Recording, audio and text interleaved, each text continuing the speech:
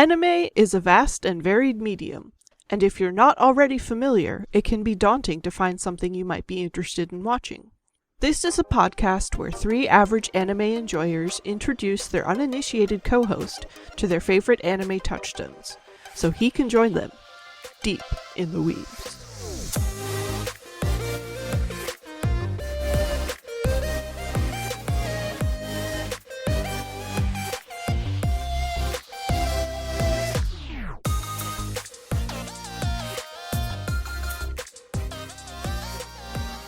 You can't throw a rock in the anime world without it landing within an arm's reach of a giant mecha anime. This week, we watched Mobile Fighter G Gundam.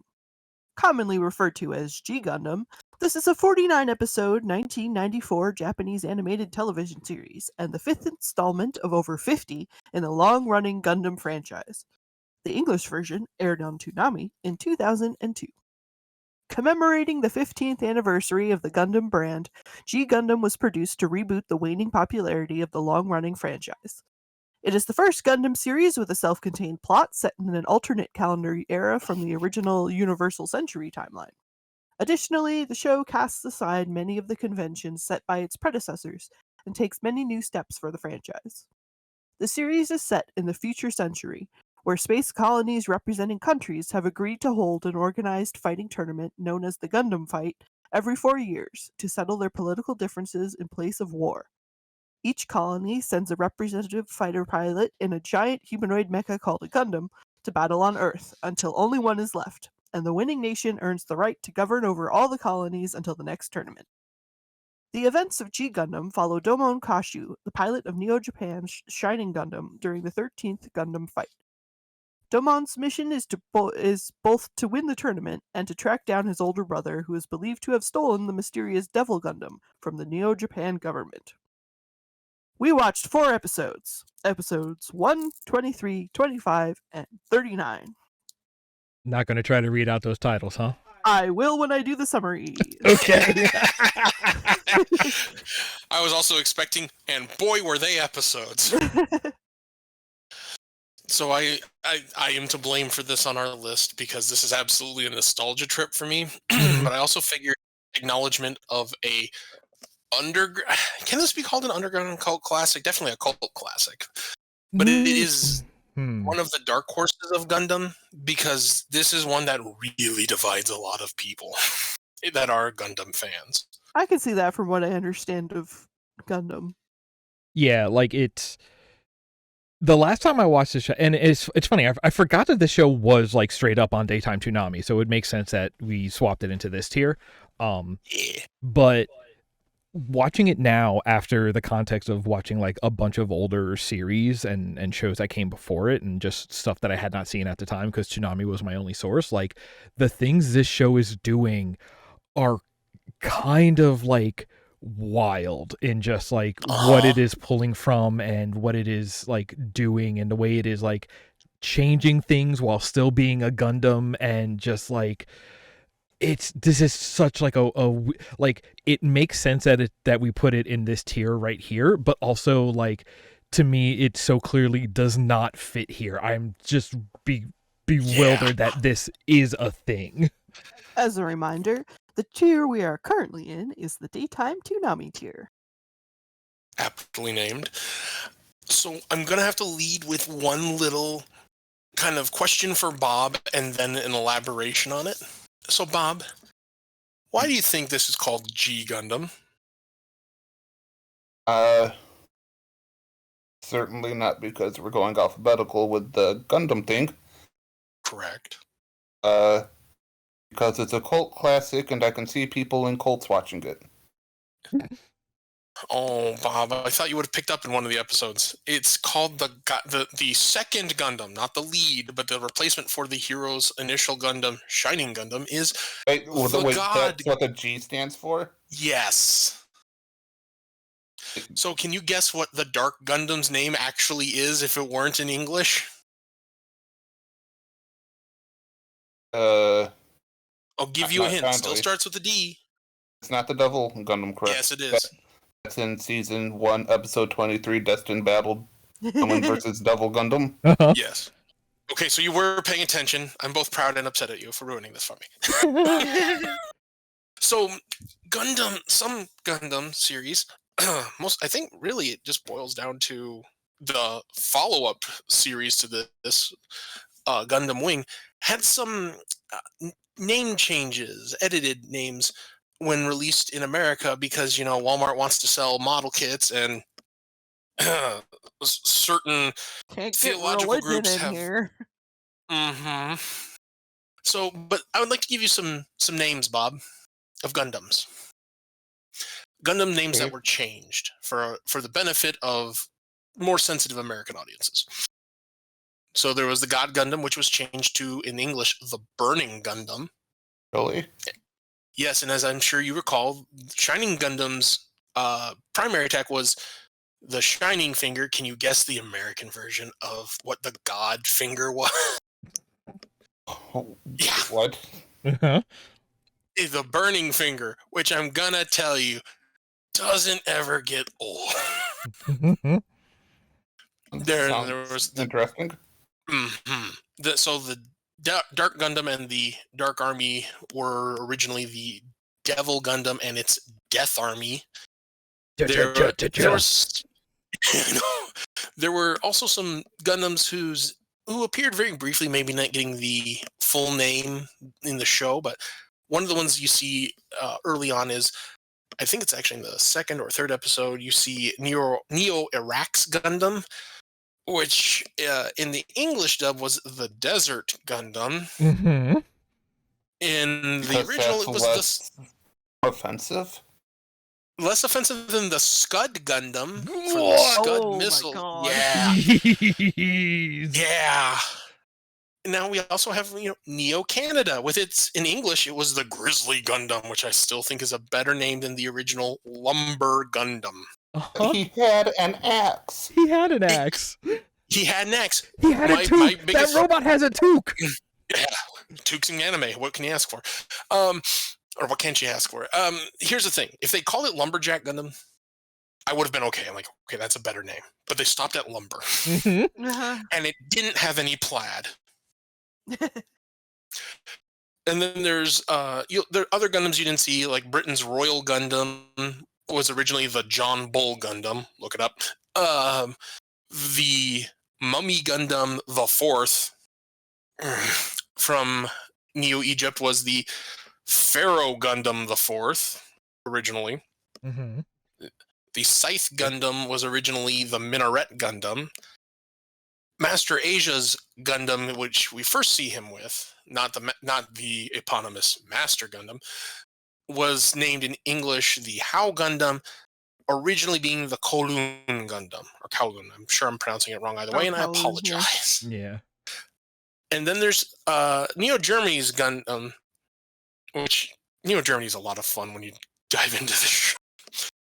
Never mind having a very choice aesthetic. Mm-hmm. It being named Gundam Spiegel probably had the most accurate translation into English as the Shadow Gundam. Mm-hmm. Now, Okay. Bob, you saw the giant windmill. I made sure you had to see the giant windmill. It's how he blows his enemies away. I am praying and hoping. Mm-hmm. Well, in English, it's the Hurricane Gundam. In Japanese, in the original broadcast, it was the Nether Gundam. That makes sense. Well, it makes sense in the It Netherlands. makes sense, but it just, the visual aesthetic just also kind of, maybe if it had big wooden shoes. It was And then just we one get to big some- wooden shoe. Mm-hmm. And then we get to some more fun names in the Matador Gundam for Neo Spain. In English was the Toro Gundam. What's wrong with the Matador? I agree personally. I think the design could have been better. No. Well, I mean, it is the bull, right? Giant bull head. Yes. Yeah. I prefer Toro Gundam because that's the bull Gundam. Yeah. Well, see, I like the name, The not the Matador. design. And then the Sailor Venus Gundam, also known as the Noble Gundam, Heck yeah. or actually the Nobel Gundam, in English became the Noble Gundam, as not to be confused with the Nobel Prize, even though that's what it was named for. Uh-huh.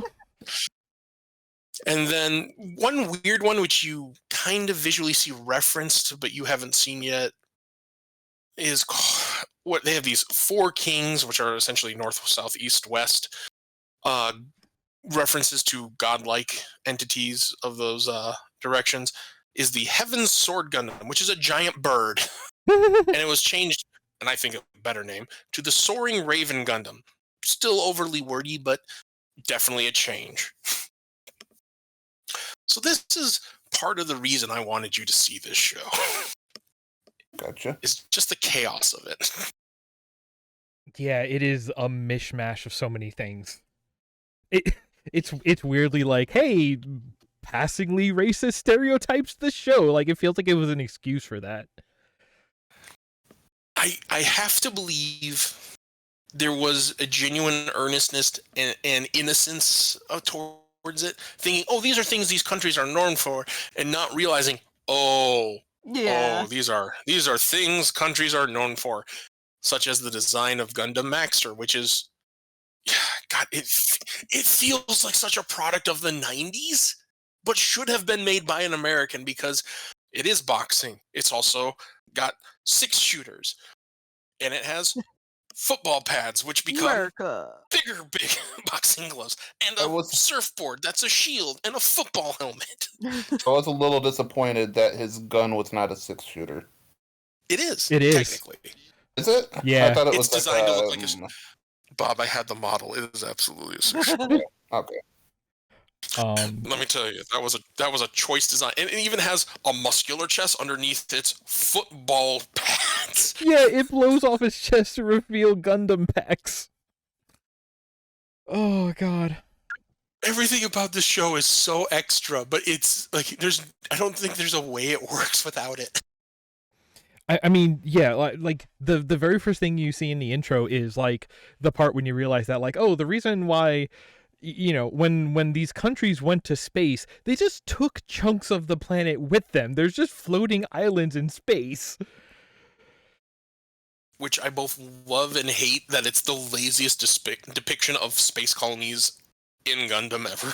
But it's so... Neo Japan, it looks like Japan, and Neo America looks like a star.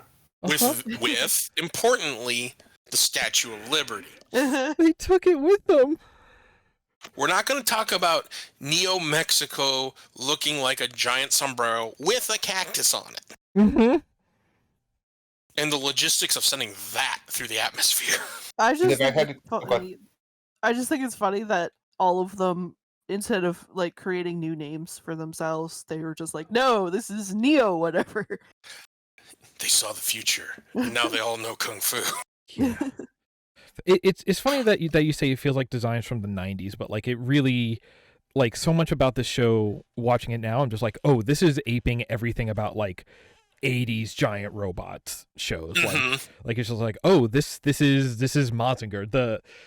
Learning that the director's previous work was working on the remake of Giant Robo. It's just like, oh yeah, okay, that explains why Domon has his Big O It's Showtime moment, because it's like it is somebody who worked on stuff from that era. Yeah, it's so good, but even in the, and I guess we'll get into this a little more in some of the later eps, but like the way that this show is, like, it is still doing the Gundam thing, because it is technically a show about like conflicts between sort of Earthnoids and space civilization, and there is this divide, and the way that the space people are kind of having their equivalent of war, and what we are seeing is all of the people on Earth who are sort of the casualties of that war. Yeah, and it's just like, here's the effect that war has on the people who aren't even involved sometimes and get dragged into the war, and that is an extremely Gundam theme to pull in.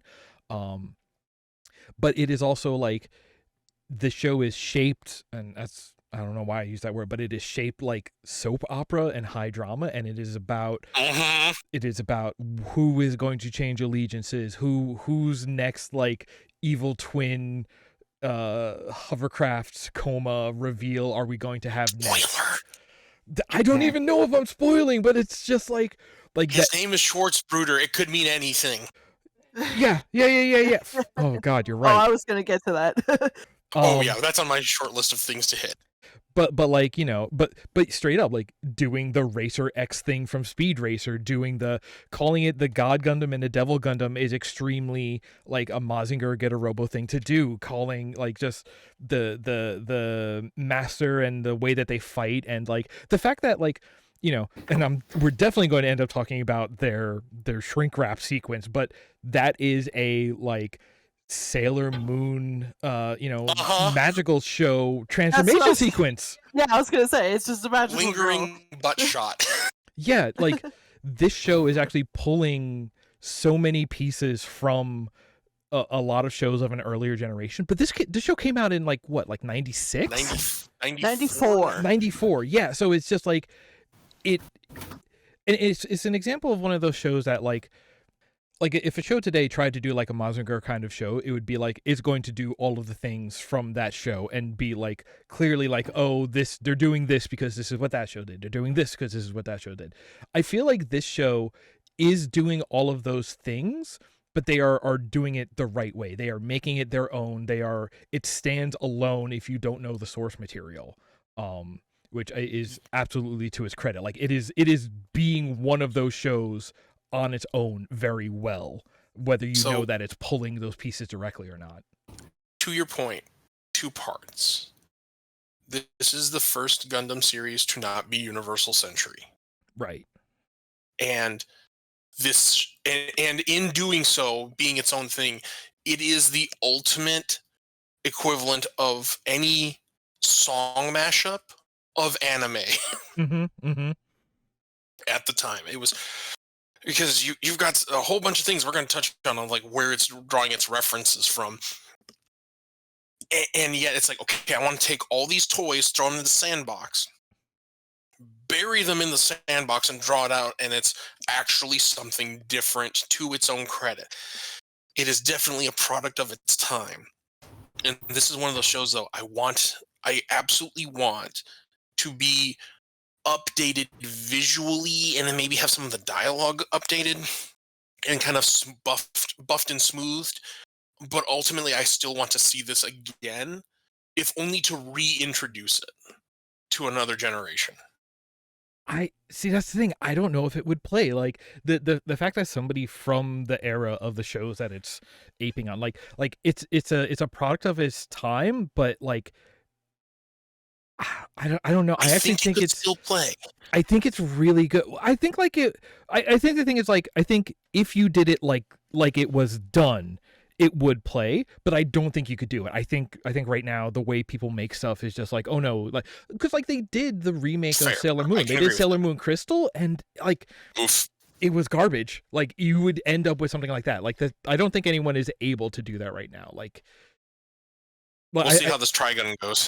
Yeah, but like I think part of why this played so well is because there was like old school people working on it making a new show. But like I don't think you could redo this now because I don't think, you know, how many of those people are going to actually be left. Like it would be people working on like, you know, shows from the 90s trying to make a show from the 80s, and at that point just like nobody has the original touchstones anymore, you know? Yeah, at this point it would be people who grew up with this sort of show trying to create it but not getting that it was pulling from earlier. Yeah, it would be people who are making references because they saw them on The Simpsons, not because they saw the same source material that The Simpsons saw, you know? I normally I'm going to be the first one to agree with you, but I almost wonder, because these are, like, again, touching on a Sailor Moon reference, for example, Sailor Moon is rather timeless in its recognition. Mm-hmm. And that, I would say there are certain aspects of it that would still be playable today, and maybe playable enough that the audience might say, okay, I see where this is drawing from, but where's these other things that are clearly something, but I'm not getting it immediately. And that might cause them to go out and look into older anime, because I will also admit, my goal is to make people, well, not make people, but to try and help older anime that may be forgotten in the current seasonal model, which isn't probably one of the worst things that's ever happened, because those older great touchstones have been forgotten. or may go underappreciated. And I'm not saying everyone has to like the same things I like, but I think a lot of people would say, here's this thing, and we understand what it was. What can I say? I'm a history nerd. I like studying the past. And that's where a lot of good things that have built what we have now are. And I think that appreciation would help. So maybe, I concede you're probably right, but I would love to see it maybe attempted. So I would maybe do like a G Gundam sequel series is what I would do. Well, at the end of the series, they do promote the 14th Gundam fight. Yeah, right? Like, but do like the 26th Gundam fight. Because then no matter what happens there, it's like you're not failing to repeat by trying to do a remake, but it's just like, hey, we're doing this thing. The original one, it might still be better and is clearer, and then from the original one you leap back to all of the things that it was pulling from. I think that might be the way to go about it. Hey, you want to start? Let's start talking about these episodes. Yeah, let's start talking about the thing, because Yeah, I was just about to say, instead of talking about potential future sequels, now that we wax nostalgic, let's start with what we watched. Absolutely. Please, Joe, take it away. Alright, so the first episode we watched was appropriately episode 1, Gundam Fight Begins, the Gundam that fell to Earth.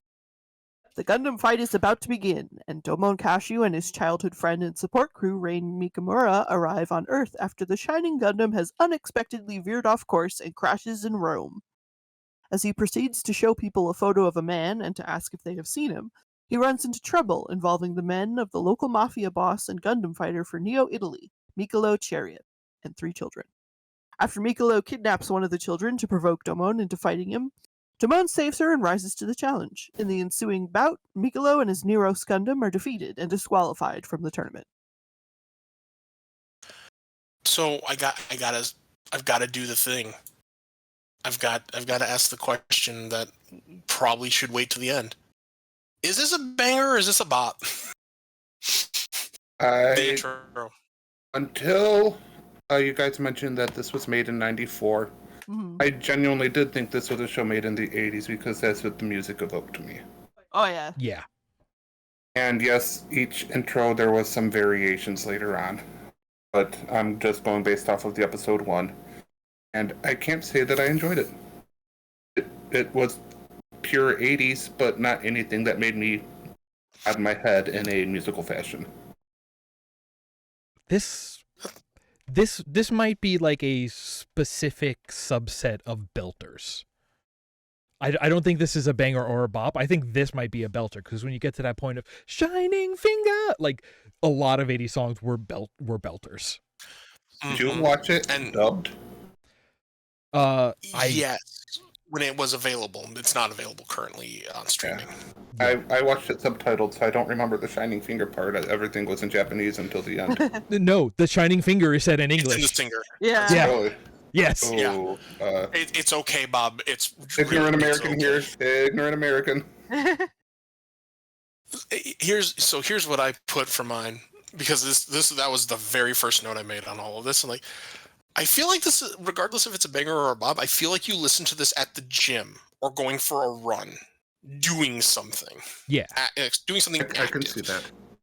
And like, this is not something you just listen to, in the car, unless you're like, I don't know, maybe Formula One racing. I don't know, but this is definitely more high energy than anything else I think we've had. Yeah. And I don't feel like it fits into any of the categories we've run into thus far. Okay. So I felt like that needed to kind of be there, because we also have the second intro, which I think is utterly garbage, frankly. Mm-hmm. That's one of those, like, is it a banger or a bop? It's a drop. I don't want it. Get it away. But yeah, we also get to introduce Bob for the first time to the fact that some anime changed their intro halfway through a season. Yeah. How'd you feel about that, Bob? That didn't bug me because DBZ actually did do that. Mm-hmm. Oh, that's right, it did. I forgot DBZ did that. You've seen that. Damn it. Uh-huh. Yeah, I don't mind when shows do that, especially when it's like incorporating like the current events of where they are in the story and stuff. Mm-hmm. But yeah, Bob, so everyone at home knows, like, your voice is still kind of rough from being sick. Sorry about that. No, that's fine. But rather than do the full walkthrough, you want to just give us some of your like big highlights from this first episode? This first episode, the chief made me think of Abraham Lincoln every time I saw him. Okay, yeah. The first time we are introduced to a full mech, the pilot is the villain of this particular episode, who comes back eventually. And I'm impressed with his listening abilities, as he could hear those people talk about him from behind a wall. Uh-huh. When he reveals a little girl, it's by flipping them off. I'm glad you picked up on that. That was in my notes. He starts to explain the rules of Gundam when he's fighting him, and from looking and reviewing, there's more than just two, but he explains it too in this episode, where you lose if your head explodes, and, just like a demolition derby, you don't aim for the pilot. Yeah. That's how you am that hillbilly. Overall, I thought it was an okay introduction episode. I was impressed with Bubblegum coming out of a compact to save people from bullets. Where do you think Destiny helpful. 2 got the Titan bubble from? I mean, that's rather clever. And trying to think through here, going through my notes. Very few notes, because this was just this is your typical first episode setting up the introduction of your main protagonist. If he has any allies, which with anime, I've come to realize, you meet the friends along the way. It's not all in the first episode. Mm-hmm. And it's okay. Not fantastic. It didn't blow me out of the park. The transformation scene of staring at this guy's butt while they spray paint black on him was a little odd. No, that's Okay. latex, Bob. Yeah, Latex. let's talk about this magical girl transformation. That's where I guess I didn't see that coming. I thought that you just, all the preview art, you just stood there and you moved. No, you have to get naked. You don't necessarily have to get naked. It's just, presumably you go in there and your clothes are just latex hard strapped to, like, near complete body conformity. So I'm But picturing yeah. just clothes hangers on the side. I mean, However, in one episode, someone busts out of their outer clothes wearing their Yeah. suit inside, which leads to other questions that I don't want to think about.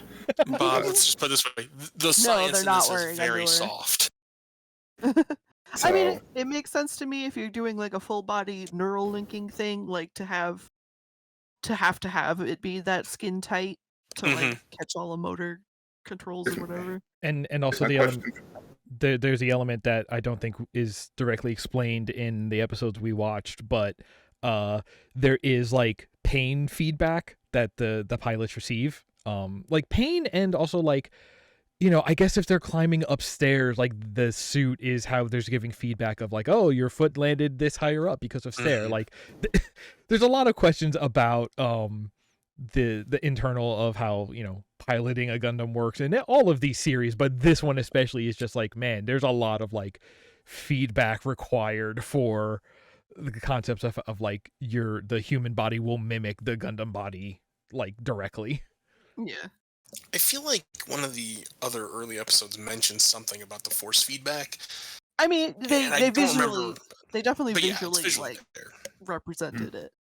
But I'm with you, Joe and Nick. That's kind of one of the things I wrote in my notes. Like, I really appreciate, like, this is a weird detail at first glance, but when you really let your mind sink into, or let it sink into your mind, because, words in order make sense.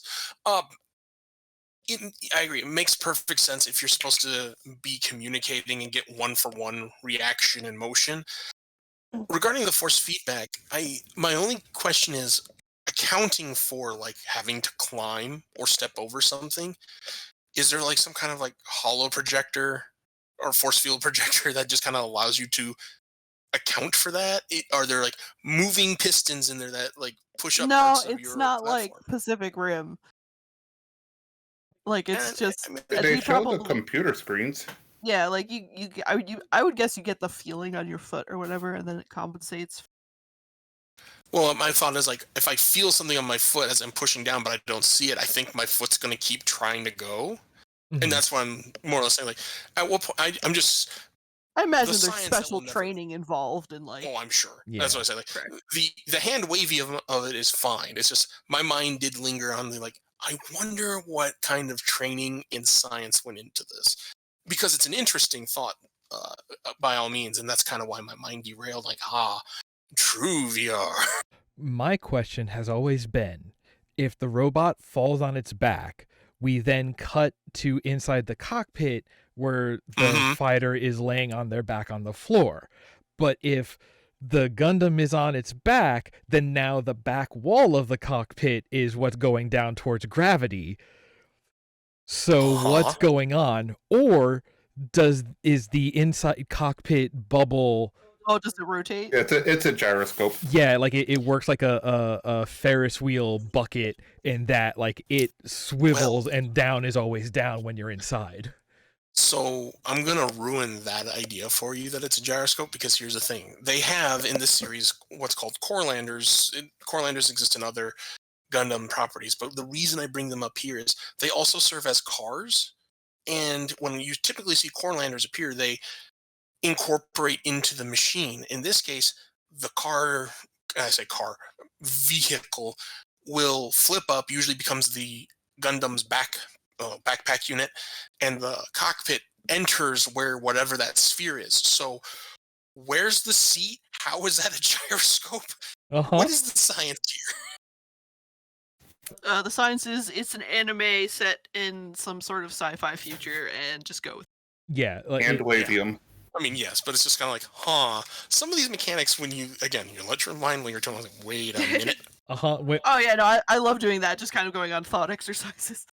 And think about it too. If you're the like lazy Gundam pilot whose core lander, when you're driving around, is just full of like, I don't know, takeout bags and bottles of Mountain Dew, does that just flood into the central cockpit as well? Oh my god. Ugh. I mean, yeah, like the actual answer to all these questions is it's just a show. You should really just relax. No, like there is a thing in mecha that like, and I think this was bigger in the 80s and super robots and stuff, but like the way that mechs work is that they are shaped like people because it is taking like the human drama and magnifying it to incredible scales, and this show is doing that in the most direct way possible, because like we see this in so many shots where like they basically interchangeably show the pilot's face and the robot's face and the bodies, and it's just like if the robots are holding each other, they will just show the pilots holding each other. Like it is really to say like when you are in the robot, it is all of the human drama happening, but it's just magnified for the sake of over the topness, and that's really what it is. Like we're just gonna it is to give us a better excuses to just cut between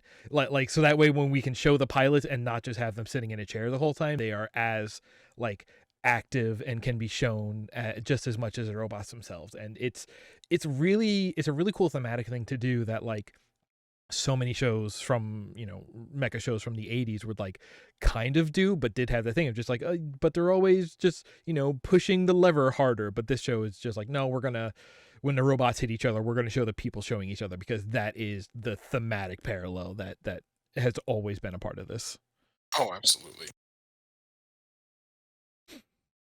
And also you get to look at Domon's butt. I was going to ask, how many after fetishes years of did the show start? After years of the male gaze with watching Sailor Moon and other magical girls, I think this is a fair trade. Mm-hmm. Yeah. And Rain and later Allenby, when we meet her in the finals, also get their sequences, and the balance is once again disrupted, restored, depends on how you look at it. But it happens again, as is tradition. It's actually kind of wild, because like the way that Rain, like the function she fills in this first episode is absolutely the role that the girl, sister, whatever plays in a Robo and a Mazinger. Like, she is the support character. She has those giant Princess Peach orb earrings. She has the compact and the technology, and the girls get girl robots when it happens. Like, I forgot that there are 2 different girl robots in this show. Okay. As the resident G Gundam fan here, I'm blanking on the other girl robot. Rising Gundam. Is it really a girl? Because it looks like just a standard Gundam. It just happens to be the one Rain gets into to have mecha cat fight. I think it is like skinnier than a lot of them, so it is slightly girl coded. I don't remember specifically, but like it is a special one for the girl. Yeah, it was the previous year's Gundam, which I'm like, okay, cool, you keep them around. Hold on, totally. I mean, don't you have spend that the much list time of Gundams. making them. Gotta keep them Yeah. around as You're long as right. possible. Where is it? Neo Japan? Because I don't have the G Gundam wiki page of all of the Gundams in here. Mm-hmm. Oh, That would be silly. Oh, also, now, Bob, just for reference, the Devil Gundam wasn't always the Devil Gundam in the series. It was originally supposed to be the Ultimate Gundam. Spoiler. Yeah. I won't tell you why. All right. Any other comments on episode 1 specifically?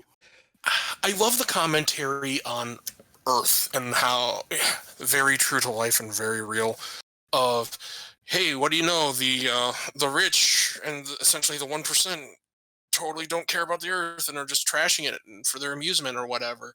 You know, whatever wording they want to use, we know what the message is. We need to be kinder and take care of the only home we truly have. But I this feel one like did it episode so 39 really visually hits well. that. Hmm? I feel like episode 39 hits that very well. That's the other reason that was included in here. Because the other trade-off is the series kind of forgets about that for a while. Well, yeah, you follow the personal drama.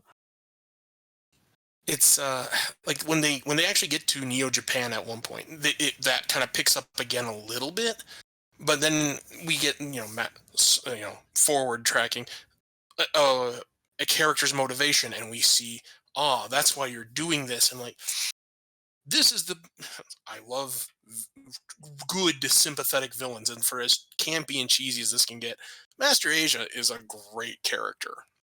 Yeah. And he is the character. This is one of the few times I'm saying he is the Magneto of the show. You're doing the right thing the wrong way, per se. But I really support you for doing that. It makes him complex enough that they can really play with the, like, is it a heel turn, or do you see where he's coming from? And like, yeah, it lets that relationship between Domon and Master Asia just like carry so much of the show. Mm-hmm. See, I just wanted to talk about what's his face? The Italy fighter. Michelob Chariot. Yeah. Not Michelob. There's no B at the end. No. It's Michelob, because that's what I thought it was as a child. Like, he's a beer. No. It's Miller time. His name is Michael. I'm Michelob. so angry. Michelle's gang is like the most Fist of the North Star wasteland wandering looking bike gang outside of Fist of the North Star. And again, 80s show, like 70s show even, probably, like I imagine that has to be on purpose, but like I forgot this was a Gundam show for most of the first episode, because I'm just like, oh yeah, Fist of the North Star, right. Wait, that's wrong. That's not what we were supposed to be expecting. But like, yeah, that was another one that really just hit me. Of just like, oh, you were just doing that, okay. Like, more than anything else, that biker gang just did that for me. I may have renamed some of these episodes on my own as we were watching them, and I just renamed it Shining Fist of the North Star. Mm-hmm. But yeah, the way that, like, this episode, so the moment with the you were saying part of it is the we have to take care of the Earth as our one true home, but like the police chief, or whatever his role is, like, he very much has the moment where like he's just going out with a gun, like, no, we got to take care of our own because these guys don't care about us. Like, whether you want to talk about it as like a environmental sort of take, or if you want to look at it as the humans or the Earthlings are the civilian casualties in the space quote unquote war. Like, I think all of that kind of gets wrapped up because that is what they're bringing from like usual Gundam shows that the show really captures. But it's not really a war. It's their way of voting. They just don't really get a vote. Yeah. But seriously, guys, like take it up to do the fights in space. There's room. Yeah, there's a lot less people wandering around in open space. Like, and honestly, sorry, go ahead. No, after you. I was gonna say like going back to the idea of doing a G Gundam sequel, like honestly, I feel like what you would end up doing is the people who are sick of resolving everything with Gundam fights, so they start a real war, and it's just like, okay, here's our rebellion army versus the United Gundam Fighters Front, who are basically representing space UN forces. Oh, Earth makes its own Gundam. Oh, the Earth Gundam that kills all the other, the Gundam killer. I'm okay with that because that would still make an interesting show. Maybe we don't need to, like I said, maybe it doesn't need to be 1-to-1 remake. Maybe we can just have a new interpretation of it, which I'm okay with. Yeah. Keep all the names, just kind of maybe roll the dice with the plot a little bit.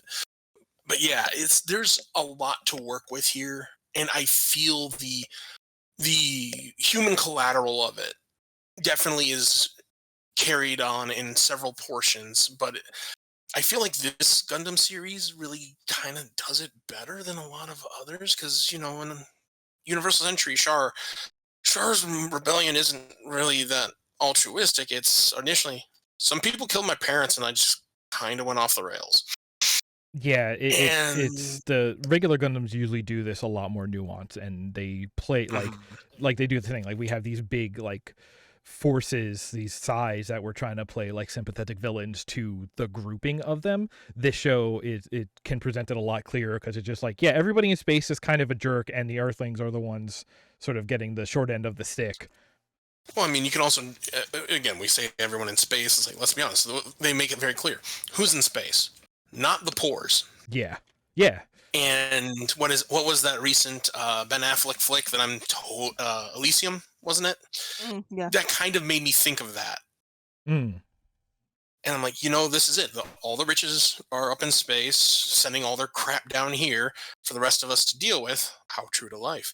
And I appreciated that, kind of like you're talking about, when you're dealing with a group of people that are so downtrodden and put upon by so few.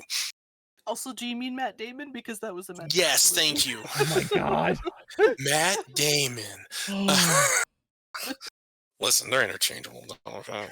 Basically. That's the second time the Matt Damon Ben Affleck confusion topic has come up in like the past 3 hours for me. What is going on? Hooray! Wow. It's like the circle is now complete. Let me tell you, you put two red Solo cups over them, switch them around in movies, you're never going to know the difference. It's true. That said, send all your hate. I'll give you an email at the end of the show, I promise. At POTUS on Twitter. Send all your hate mail there. But I love, kind of like you were saying, the cop. This is probably one of the few cops in anime I can support because he's like, no, I see the problem. The problem is these pilots, these people who don't care. I'm going to sniper solo shot this guy.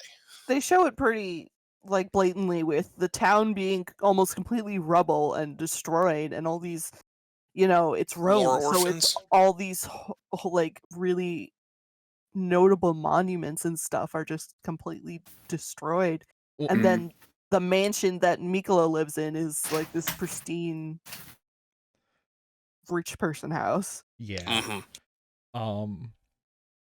The 3 children who all say, yeah, our parents were killed in the last Gundam fight, which I think they said they're every 4 years. Yeah.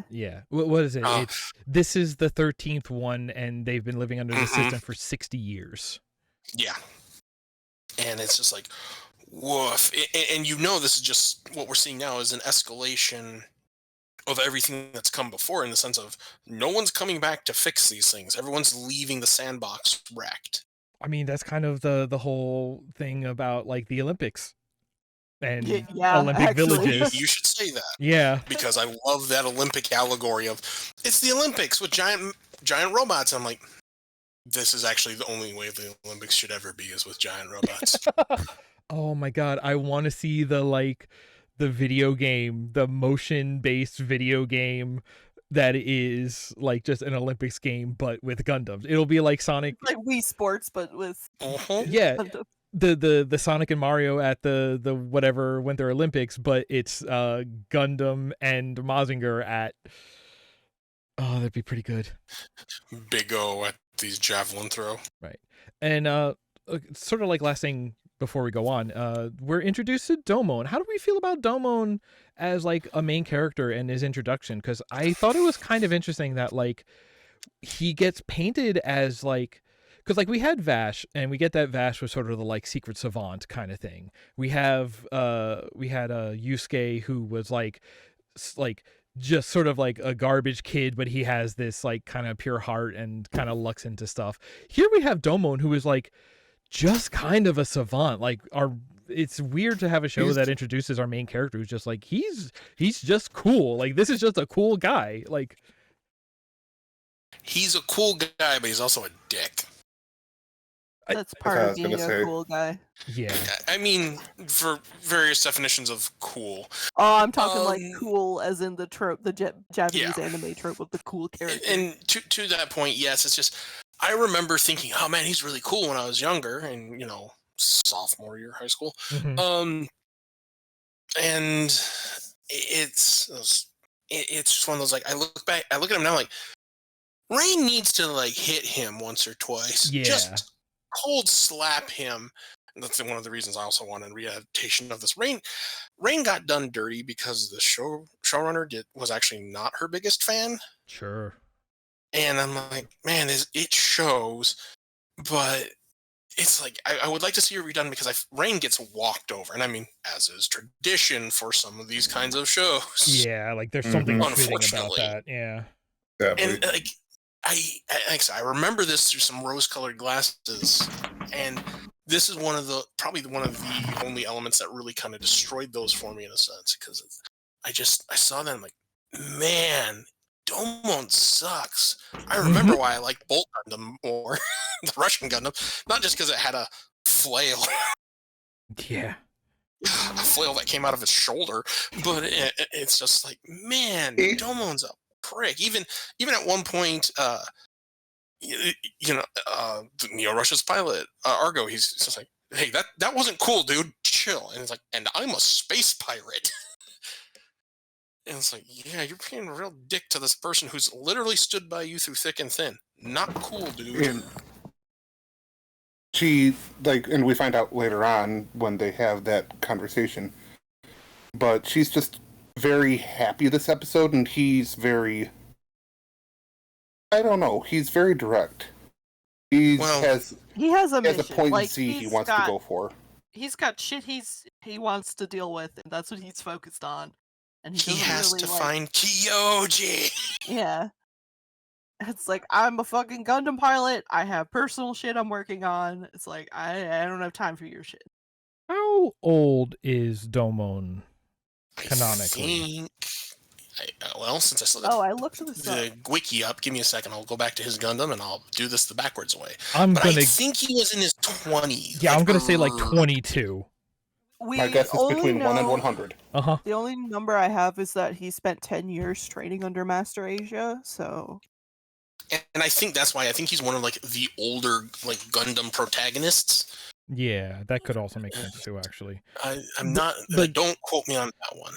Just because, like, honestly, age 20. Wow. Okay. The main character of a Gundam show being somebody who is sort of a combat savant and sort of like social, emotional, just pure inept doofus is like, that is very much like Amuro from the original Gundam. But like, true. In the original Gundam, they were doing it more because it's just like, these are children who were like basically like or only on this military ship because otherwise they would have been collateral damage, and like now they are serving on the ship because otherwise they would be collateral damage, and it's like really out of a survival thing, and people don't want to be there, and they are literal children, so of course they're bad at like relationships, and they're busy dealing with their own shit instead of, you know, being good people. So like it makes a lot of sense, but it's just kind of funny that like like Domon is kind of like one of the oldest like Gundam pilots, because what was it a very similar thing in there's a lot of Gundam series where the protagonists are sort of like autism coded. Like people said that about Amuro. If you look at Iron-Blooded Orphans, there's definitely that going on. I think there's still talk about the current series, Witch from Mercury. Like she definitely has some sort of coding going on there about, you know, whether you want to say it's just like somebody who is bad at being social, or, you know, something that like now we would call autism coded, like whatever you look at it, especially back in the day, like it's kind of funny seeing it in Domon, because like here's somebody who is following that trope, but it is less excusable because he is a 20-year-old. He's more adult than a lot of the other Gundam pro tags that we would get. So it's like, oh, he's figuring himself out. It's like, no, he's just a dick. Domon's just a dick now. Arguably, though, I would say, in Domon's defense, a phrase I didn't think I'd say, you know, he's probably the most put upon one in the sense of Gundam has essentially at its core been also the plight of child soldiers. Right. Domon is not a child, so his put uponness is different. He is on that wuxi, because this absolutely pulls from the wuxi kind of film category. Yeah. Of he's the fighter, the pseudo monk in this case, on a mission to get revenge for what was his mother's death, his father cryo-frozen prison, and at the hands of his brother, according to the military. Don't worry about it, Bob. And so it's kind of understandable he's under the gun and a little on it. Well, more than a little on edge, but at the same time, it's like, this is again, my defense. Poor Rain. We're gonna put her over here and protect her. Mm-hmm. It's like, you don't treat your only friend, the only friend you've got literally in the world, like that. Yeah. So it's like, for being cool guy, it's not so cool. But yeah, I think the kind of cool guy who walks the street wearing a cape and a headband and a bomber jacket. Like, come on, guy. What is your? Even in the future, Fist of the North Star is very popular. True. I will say too. I don't read him as an asshole at all. I don't say I necessarily read him as an asshole, but he definitely has misguided or misdirected anger. Oh yeah, no, that's the thing. He has anger issues, and I guess that's why I say it's not cool. We can talk about it when we get to that episode. Yeah. And I will say my final thoughts on this was, in my notes, apparently being a Gundam fighter means you can kick laser beams outside of the Gundam. Sure, why not? Also, how do you pilot these things without being in them? We'll get to that. Without your suit? Yeah, I know. It's Super Robo. It is what it is. I forget if this is something I'm carrying over from like older shows, or if they said it somewhere in these episodes, but like some of the super attacks are voice activated, so there is like a non-physical control methods for these robots. I don't think they say it in this, but it's one of those, like, I'm sure that's what they're aping. Yeah.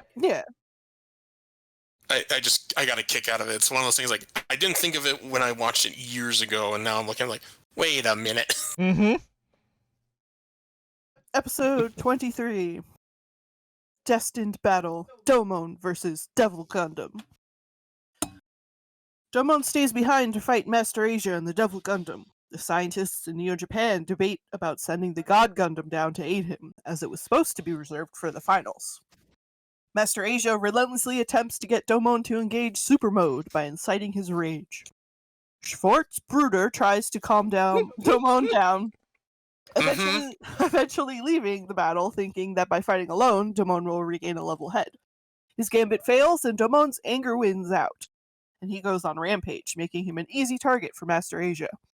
Schwartz returns to join the fight, but Master Asia destroys Schwartz's cockpit and seriously injures him. This brings Domon's focus back, and Schwartz reminds him of their previous training to calm his mind. Domon is able to calm his mind enough to achieve the true super mode and defeats Master Asia with the God Gundam. Schwartz Bruder.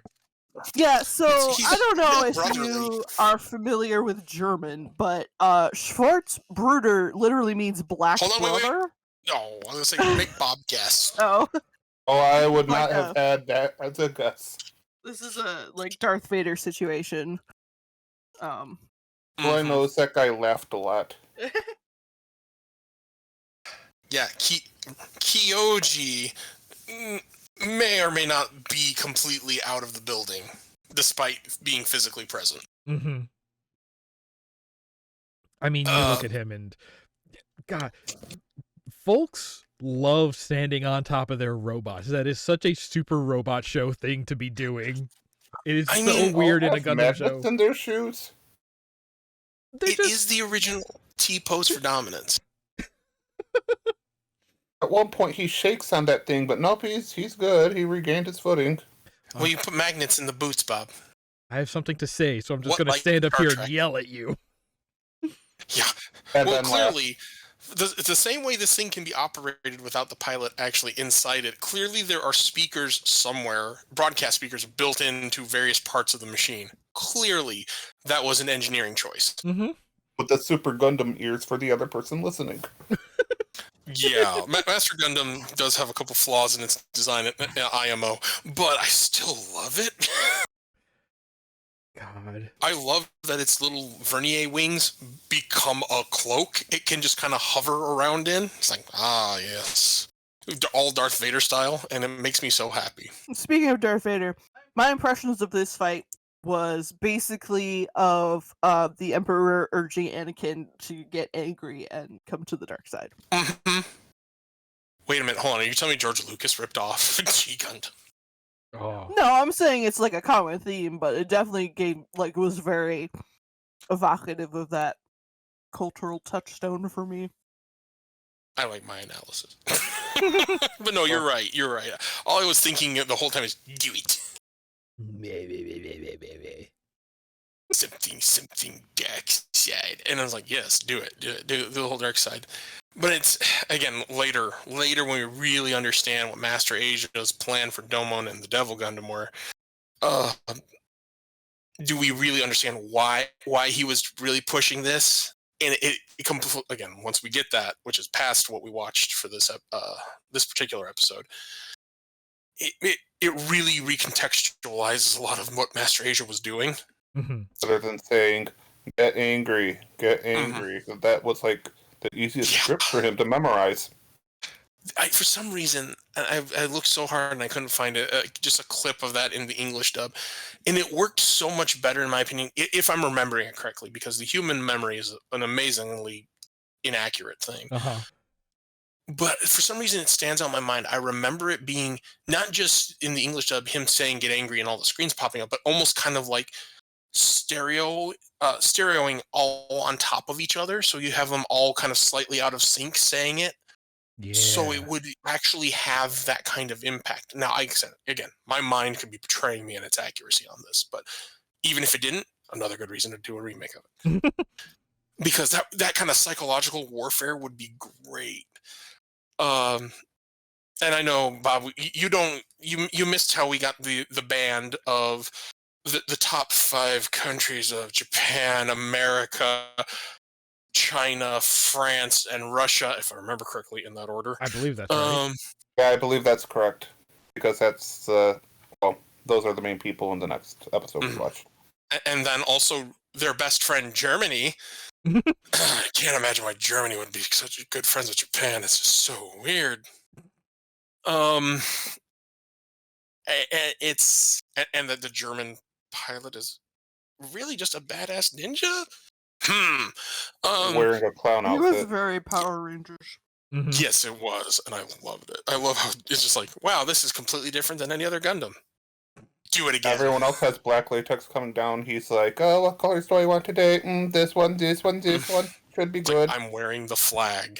It's like, take that, America. I'm more patriotic than you are. Like, Well, in I think it's the next episode when we see like everybody gathering and we're getting this very like Oh, well, to be fair, China is very yellow, which, now that I think about it at this particular point, wow.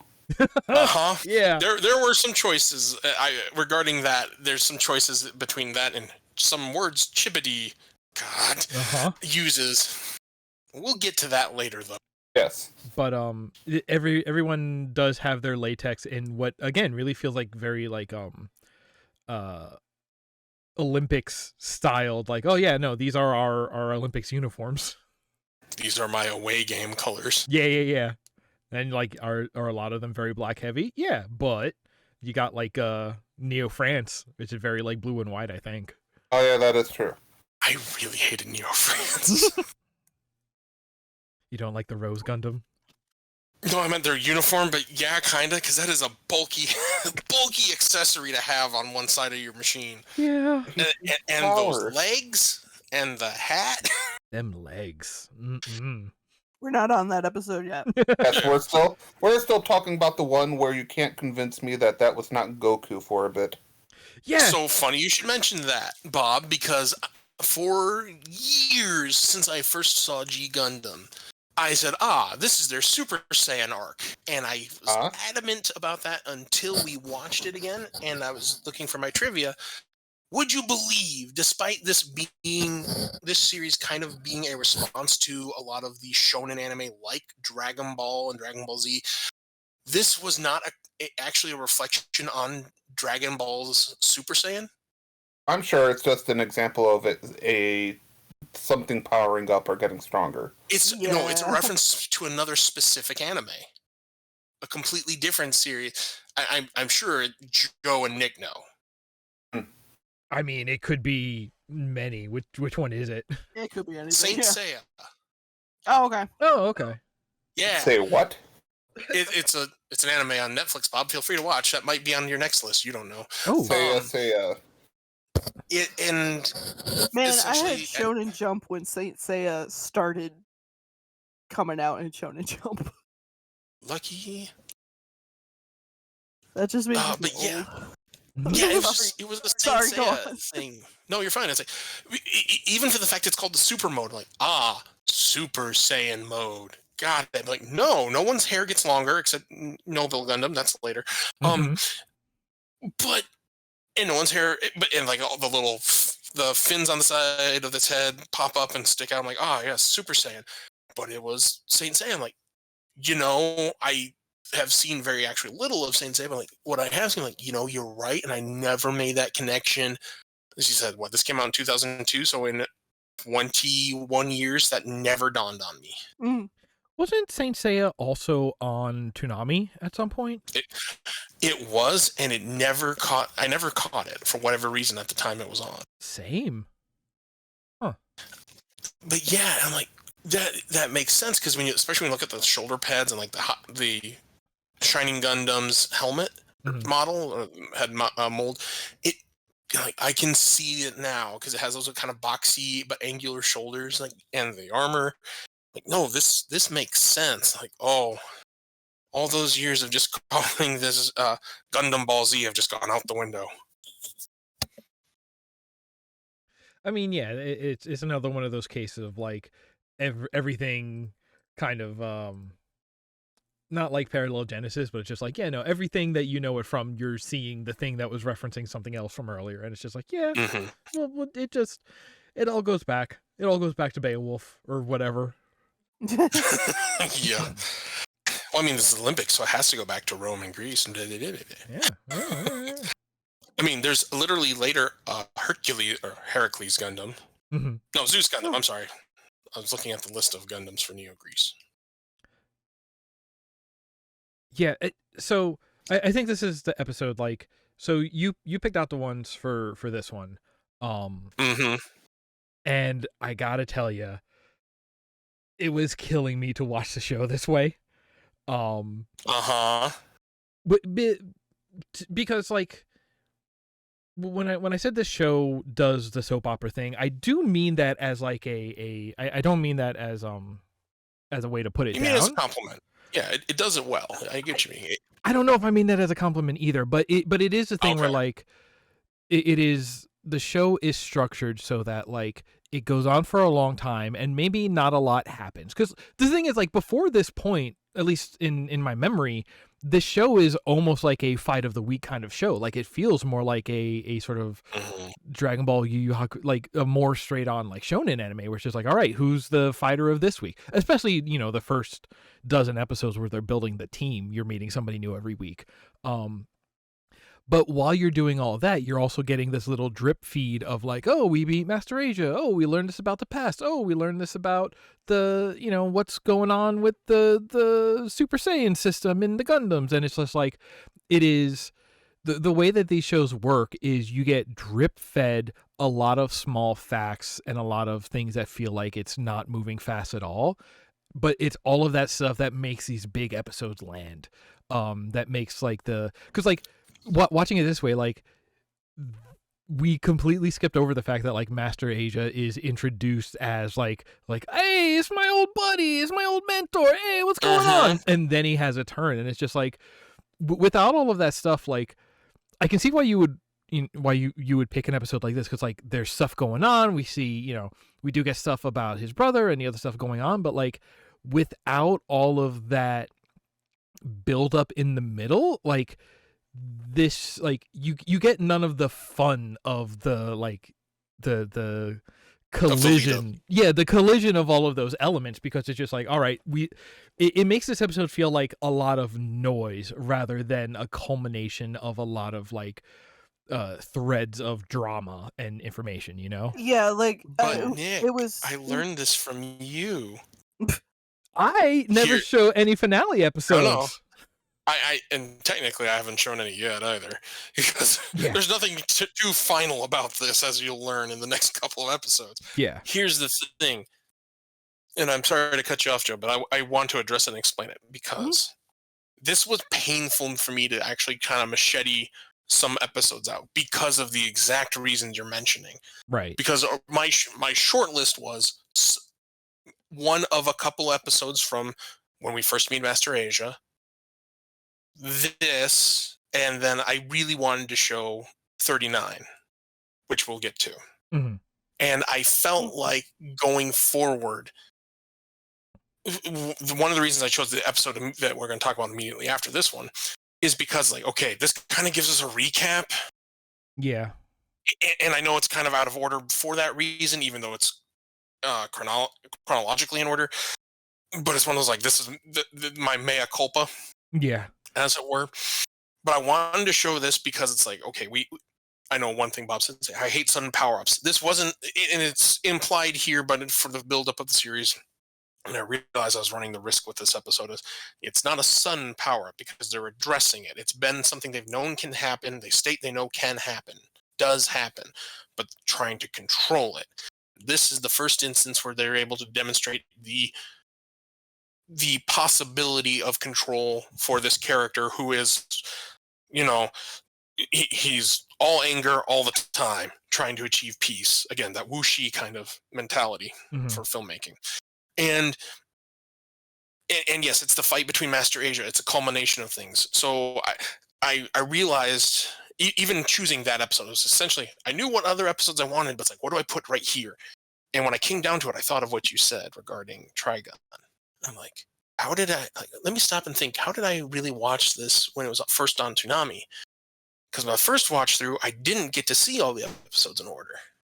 And I remember, after seeing like the first 5 episodes where we meet all the major players that will be later, I missed a lot of those buildups. I missed meeting Master Asia and only finding out afterwards, like, oh, he's a traitor, and the other 4 of the big 5 are now our enemy for some reason. That's weird. So I kind of wanted to throw that experience in there as well, because arguably the Neo Japan one may have made more sense, but I really also wanted to show, I won't lie, I wanted to show the super mode, because Super Saiyan kind of moment, like, this is so cool. No, and I totally get it. Like, that's the thing, for being a show like this, it is really hard to condense it, especially in a way that gives you like a broad sense of like what the show is like. It is kind of, well, again, because it is that drip feed, tiny changes, tiny reveals over a long time. It's like specific. Like, this is a show that if I had not like been there when the show debuted and was watching it in order, like I don't know if I could get into this show if I caught it mid-season, right? Like, I agree. This is the kind of show where like when you watch the whole thing, it's good. If you don't start at the beginning, it is nonsense. But there's almost something weirder about like jumping around like this. Like if we had watched like 3 or 4 episodes from right here, I feel like then you get the sort of, Star Wars Episode 4 thing where it's just like, hang on, what happened in the past? Okay, I want to go find out about that. The stuff currently going on, you see enough of it in a row that is like, all right, context clues, all right, I'm kind of on board.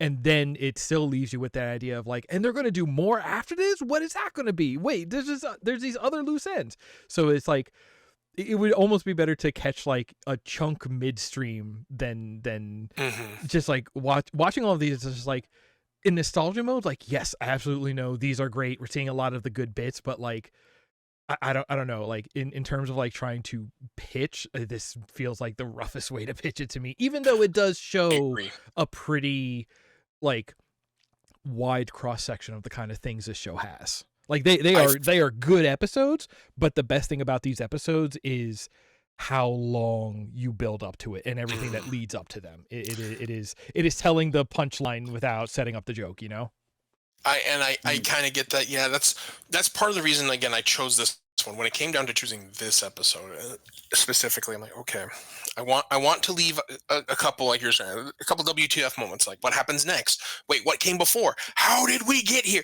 So I was kind of hoping to kind of plant that seed, as it were, if I were going to show this to anyone, such as Bob. I was like, I want to plant, hopefully, it would take root of this. Like, okay, a lot just happened, and I'm not sure what entirely I saw. I know I saw something, and I kind of have a loose idea, but hopefully the follow-up would be, I want to learn more. Would you like to know more? And that's kind of what I ended up having to come through, because believe me, macheting out episodes for this was hard. There's a reason before choosing these episodes, I had to rewatch the whole series, because I needed to. I kept hoping, like, there is a point where some of this just stops for a minute, right? And no. The answer is no, there isn't, and that's why it made about 50 episodes. I think it was 49. Come straight through fine, because it just kept going, and it helps it, but in this it hurts it. It's a pro and a con, because stuff is always happening, so it is a great show to follow along to, and there's always something going on. It also makes it impossible to jump into. I mean, I'll be honest with you. There was a point before I finally said, these are the 4 episodes. I was about ready to say, can we do 6? Because this is probably the only way it works. And I just said, like, no, we're going to bite the bullet. This is probably not going to work out well, but here we go. Yeah. I also had to choose an episode from this block where they're in the Guyana Highlands, because any good anime fan knows that this is the birth of a thing that continues in other anime, referencing training in the Guyana Highlands. Yeah? I know I've seen at least 2 others besides the one I'm about to mention. The anime Steins Gate, which has no relevance to this podcast in later episodes, one of their characters who owns a maid cafe absolutely mentions she was training in the Guyana Highlands.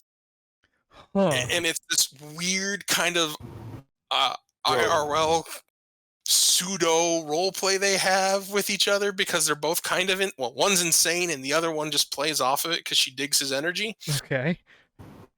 But she absolutely does this, and I'm like, oh my god, I know what that. I mean, I dug even after my first watch of Steins Gate, like, is this what I think it's a reference? And it absolutely was a reference to G Gundam. Like, and there've been at least 2 or 3 others. I know I've seen it, but Gundam I had, I couldn't put it to paper which ones they were, but I've seen this reference made in post 2000 anime. Cool. And I'm like, and I seem to recall even the Guiana Highlands reading something about it, and I struggled so hard, even when I realized we were going to record today. I'm like, can I find it still? I haven't been able to find it, but there was some factoid somewhere that told me, it's like, this is referenced in a lot of anime because of G Gundam, essentially, to paraphrase. I'm like, okay, cool. Deep cut, and I love it. Yeah, that's fun. So that's the reason I love it, is because anytime I've heard that, I was like, I know what you're saying. It's like, you also watched the funny Gundam. So that's why I also had to choose something from here. It was interesting watching this fight, like, because I also have not seen the series, and like seeing the fight and my media literacy informing me of all the stuff that was like building up to it. It was like, oh, okay, so I can kind of intuit what was building up to it, but I don't get the impact of it because I haven't emotionally followed the path. But it does mean that in the future, if I do watch it, like, I'll be able to watch this episode again and then have that context for the emotional impact. And I think that's the best I could hope for under these kind of circumstances, because that was kind of the coin I was dealing with. But because, like, this is relevant. I don't understand how relevant. Maybe I watch it all and understand how relevant. I may have failed at making this a series that sticks with Bob and something he decides to come back to, but this is the gamble I knew I was running up against, and I just had to make the play. Sure. And I accept. I fully agree. Does this really play out as well as it should have? No. But I'm hoping it, like I said, just kind of put the seed in there and it finds soil. Yeah. So that's a lot of time not talking about this episode in particular. Yeah, I was gonna say, do we have anything else to say about the Shining Finger? The minor reveal that, who is Schwarzbruder, the Shadow Brother? It could be anybody, really.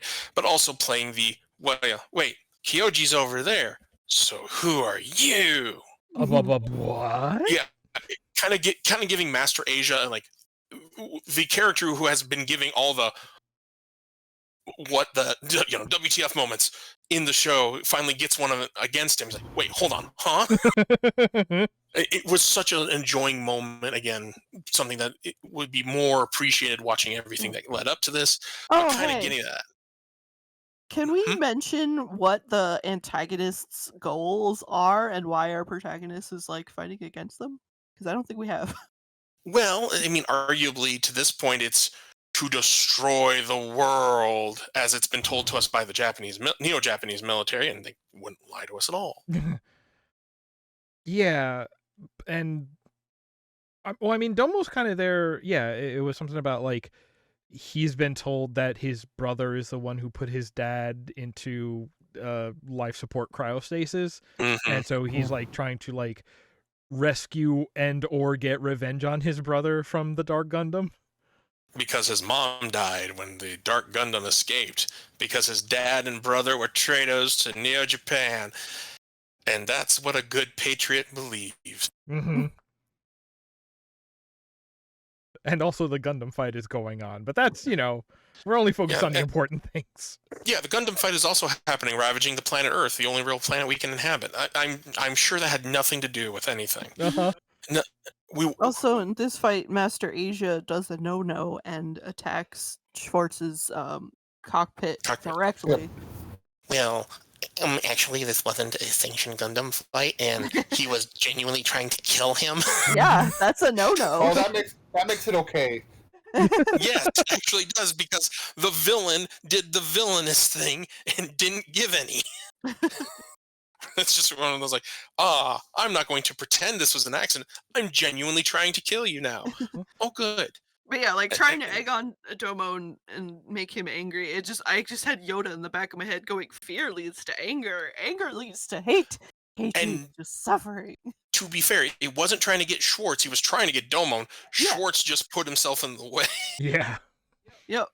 And can I just say, I bought the first Gundam, G Gundam model I bought was the Shadow Gundam, Gundam Spiegel, because I loved the little blades on its arms. Mm-hmm. I just thought it's not truly anything all that like unique or surprising, but man, it just looked cool. Yeah.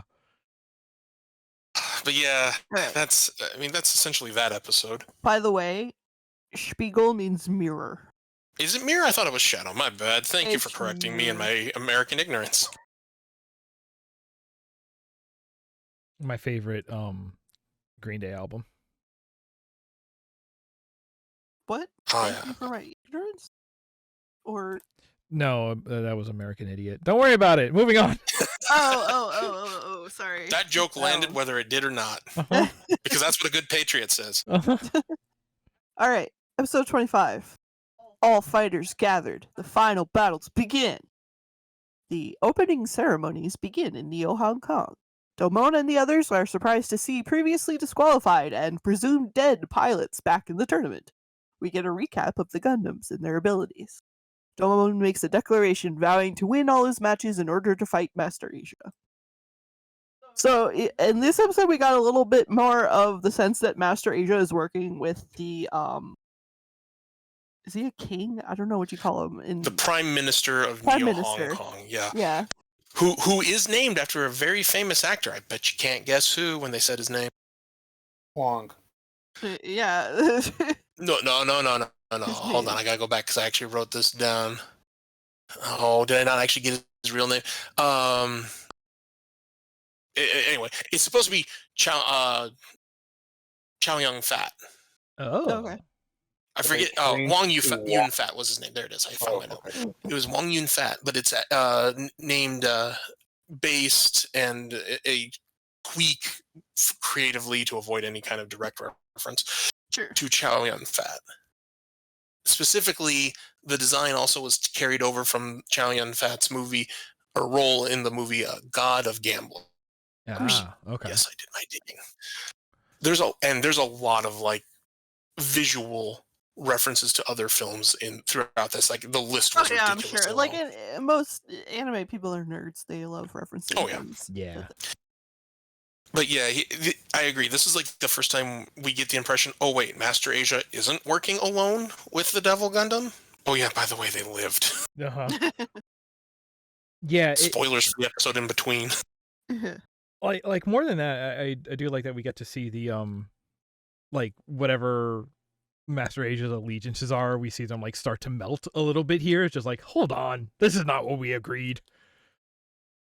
And to be fair, we didn't get to see it in the immediate previous episode of the actual series, but the in-between episode between this and episode 23, and thus episode 24, is we're left with the impression Domon beats Master Asia, and presumably he is left for dead, or the Master Gundam blows up. Gets exploded, And- yeah. It gets exploded, as so does the Devil Gundam to all appearances. And then Domon also kind of gets harangued on his way there by 4 mysterious Gundams. One looks like a horse. Don't worry about it. We'll talk about it in a second. Best Gundam ever. But we get to this episode, and the way it starts, if you're watching in order, it's like, okay, now we can just return to the World Martial Arts. I mean, the Gundam fight. Mhm. This is fine. Everything's fine. And then a shadowy, clearly not Master Asia figure is there. Oh, it's Master Asia. And we get our parade of racist Gundams. That's this episode. I'm sorry. They're Gundams around the world. regionally specific Gundams. We all know if they're not from the Gundam region of Japan, they're just giant mech. There's one that's rowing, his Viking ship. Yeah, there's Yeah, one the that's Viking a boat. Gundam. That one's a boat. No, he comes out of it. The boat, also kind of like the America's surfboard, is a shield. Oh, okay. Okay, if you could explain to me then the mermaid. I'm not an engineer, Bob. I'm also not an anime engineer. I can do neither of those things. It's like if Aquaman keeps asking for them to take the fight to the ocean, that's what that mermaid Gundam's doing, just sitting and waiting. Mm-hmm. Oh my god. Actually, fun thing about the Mermaid Gundam, you find out when it gets its episode, that's actually a continuously hand-me-down Gundam for their country. It's the same one from several previous fights. It's held together with duct tape and well wishes. They ran out of duct tape 2 fights ago. That makes sense. That one's the saddest one to me. It's just staring at everybody else going, wish I had legs, that'd be nice. You just Bob, I hold me up. challenge you, I will always say Hurricane Gundam, which should have just been called Windmill Gundam, absolutely is the saddest Gundam. Oh my Why? god. He could be kept around to, cool me down if it's like a warm day. One of the episodes that was the short list for the Guiana Highlands arc that we just exited showed the Gundams leaving from wherever they were, and they were talking about the different strategies they used. The Hurricane Nether Gundam, whichever version you want to use for it, Windmill Gundam, hid amongst other windmills. Uh-huh. Yeah, if it's a strategy, it works. Do you know what it's like to be built this way? With only the power to push others away? Y'all remember, Lord, I can't remember what it was called anymore, but there's the Nickelodeon show that came on Friday night when I was a la 1990, late 90s, and they would have like the show, and I won't remember what it was, but it was like some squad of action figures, and then there was... You're thinking one of... was the doll, and one was the melting guy. And Yeah, and one that's was what I the look diver. at Windmill Gundam. The power to blow air. You're thinking of the sub-series on Kablam? Yes. Yes! But they Yes, actually had that's their own it. series for like... That's true, they half did, a didn't season. they? I just remember Prometheus and Bob. I do remember Prometheus and Bob, but that was one There of was the them. strong also. guy, and then there was the stinky sailor. Uh-huh. Mhm. I happen to really love the show. I did too. I hate really to loved it admit as a it, kid. but it's like, here's this superhero lady, and she's stuck with this group. Mm-hmm. And that's when I see Windmill Gundam. I always think of Meltman. It's like the power to melt. It's like what are you doing? I'm the power to hide amongst other windmills and nothing else. Listen. Hey, if I need my flour ground into flour, I know who I'm gonna seek out. Mhm. You can't tell me it wasn't designed to have 2 functions. I mean, it can technically transform. You just gotta... listen, when the other 3 years, when there's not a Gundam fight going on, this is how they keep it in working order, is they need to keep it in working order, because it's got daily uses. Listen, we can have an economy that either supplies food to the people, or we can have an economy that strictly builds multiple Gundams in a single year. Japan. And this one at least does the former. And I will say this episode and kind of the end of the Guiana Highlands arc brings up a question I've always had since the first watch through of this for me. And obviously the answer is anime. But when the rule is every country sends a Gundam, why did Japan get 2? And no one questioned it, and they act like it was a normal thing. I just need to know, like, why didn't Russia get like another Gundam, or America get something, I don't know, less extreme? America only needs 1 Gundam. I mean, you're probably right. I'm just so glad it wasn't the Patriot Gundam. Yeah, God. Like, or I don't know, China get something that wasn't just strictly dragons. Don't they actually say something about that? Like, Well, because the God Gundam was originally intended to be for the final, so I imagine it was just like a show-off, like, upgrade. But I guess if you're submitting 1 Gundam, why do you get a second one for the finals? well, Does everyone you get get to one? And Well, does they said that the rule was you could rebuild and repair Yeah. and do all if that. you But that was unique to this scenario. He said, we're introducing some new rules, and everyone clearly indicated by their body language and their moments that these were never heard of before. Oh, you know there's like, a cheater just- there.